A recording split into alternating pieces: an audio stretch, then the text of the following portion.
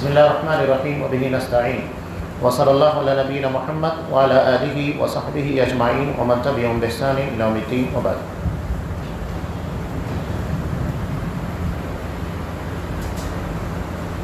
جن چیزوں سے روزہ باطل ہوتا ہے، ٹوٹ جاتا ہے، ان میں سب سے پہلے ہے جمع۔ حالت روزہ میں بیوی سے تعلق قائم کرنا، اور اس کا کفارہ جیسا کہ بخاری کی روایت میں ہے کہ مسلسل 2 مہینے روزے رکھنا ہے۔ بہت شدید گناہ ہے کہ آدمی حالت روزہ میں، یہ رمضان مبارک کی بات ہے، اپنی بیوی سے تعلق قائم کرے، مسلسل 2 مہینے کے روزے۔ اگر اس میں کسی جگہ بھی گیپ ہوتا ہے، اس کو دوبارہ اسی جگہ سے شروعات کرنی ہوگی۔ اس کی طاقت نہیں ہے تو پھر ایک غلام کو آزاد کرنا ہے، اس کی طاقت نہیں ہے تو 60 مسکین کو کھانا کھلانا ہے۔ یہ بخاری اور مسلم دونوں کی روایت ہے۔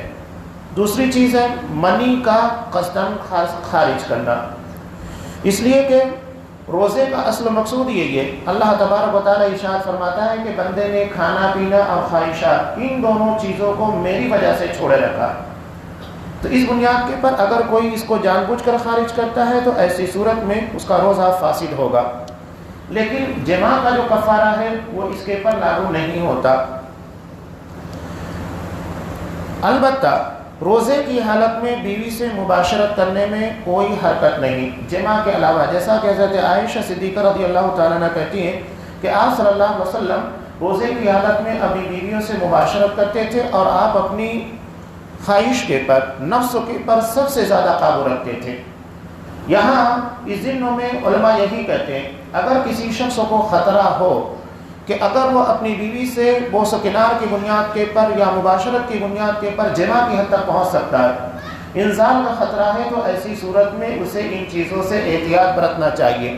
حضرت عائشہ کو جملہ ہے کہ آپ صلی اللہ علیہ وسلم اپنی نفسانی خواہشات کے پر قابو رکھتے تھے۔ اس کا مطلب یہ کہ جس کو قابو نہیں ہے اسے ان چیزوں سے احتیاط برتنا چاہیے۔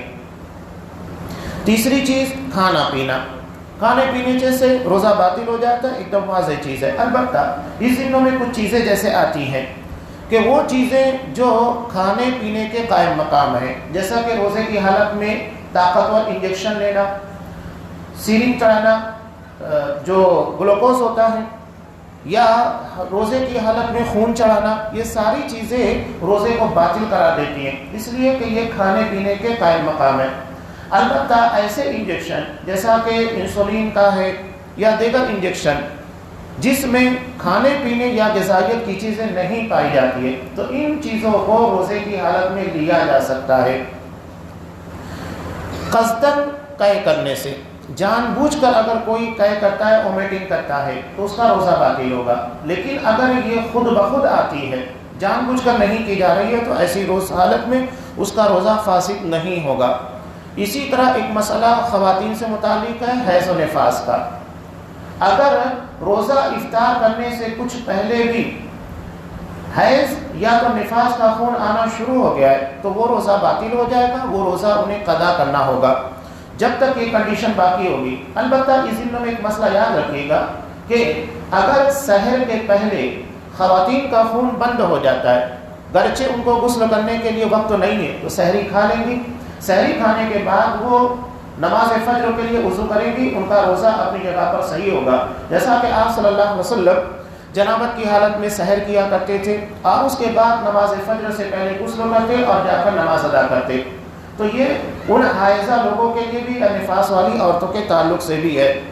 اب یہاں یہ جو چیزیں ہیں روزے کو باطل قرار دینے والی، ان چیزوں کے لیے چند چیزوں کا ہونا ضروری ہے۔ پہلی چیز یہ کہ جو چیزیں روزہ توڑنے والی ہیں یہ جان بوجھ کر کی جائے، اگر انجانے میں چیزیں ہو جاتی ہیں تو روزہ باطل نہیں ہوگا۔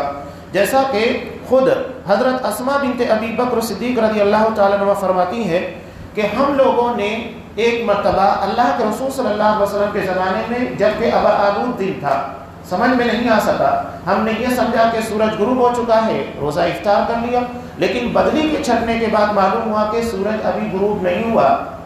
اس حدیث میں روزے کو قضا کرنے کی کوئی دلیل نہیں ہے۔ اس کا مطلب یہ کہ اگر اس طریقے سے کوئی شخص وقت سے پہلے افطار کر لیتا ہے، وہ سمجھتا ہے کہ وقت ہو چکا ہے، انجانے میں جان بوجھ کر نہیں۔ اگر یہ چیزیں ہو جاتی ہیں تو اس کا روزہ باطل نہیں ہوگا۔ البتہ اگر وقت باقی ہے تو یہ نہیں کہ اس نے روزہ افطار کر لیا تو اس کے بعد جو وقت بچا ہوا ہے اس میں کھائے پیے، بلکہ تب تک وہ افطار کے لیے رکا رہے گا، اور جب اس کا اصل وقت ہوگا تو وہ افطار دوبارہ کرے گا۔